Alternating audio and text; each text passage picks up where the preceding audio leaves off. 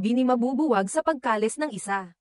Sa isang episode ng Showbiz Updates na ipinalabas noong Linggo 2 ng Enero, isang showbiz insider na si OG Diaz ang nagbahagi ng isang nakakagulat na hula tungkol sa popular na girl group na BINI. Ayon kay OG, mayroong isa sa mga miyembro ng BINI na balak mag-solo at maghiwalay sa grupo. Habang ini-interview si OG, inilahad niya na may nakatagpo siyang manghuhula na nagbigay ng kanyang hula tungkol sa BINI. Ayon kay OG, tinanong niya ang manghuhula tungkol sa kasalukuyang sitwasyon ng girl group na BINI.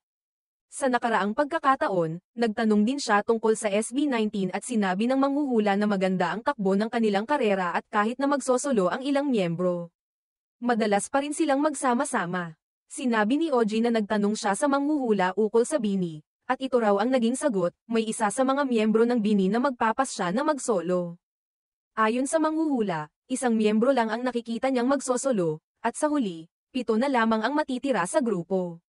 Ang sabi sa akin, mayroong isang magsosolo. Ang sabi sa akin ng manghuhula, feeling niya, isa lang. So ang matitira, 7. Nagbigay siya ng pangalang, Gwen, at sinabi na si BINI Gwen ang magiging unang miyembro ng grupo na aalis upang magtayo ng kanyang sariling karera sa industriya.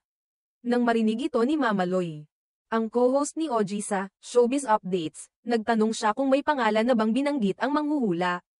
Agad na sagot ni OG, oo.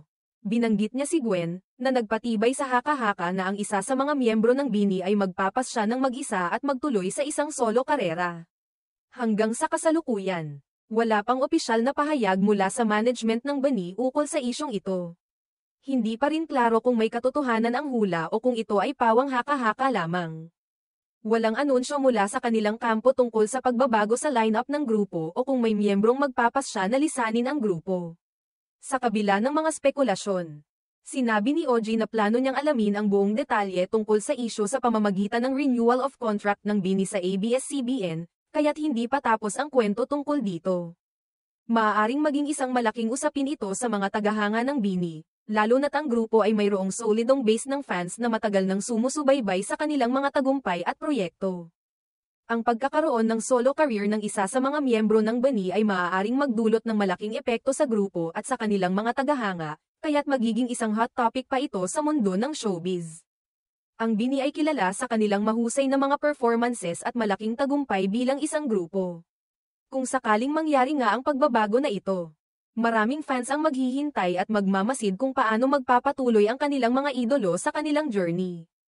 Sigurado na magiging malaking kaganapan ito sa industriya ng showbiz at sa fanbase ng BINI. Huwag palampasin ang mga susunod na update at anunsyo na maaaring ilabas ng kanilang management hinggil sa usaping ito.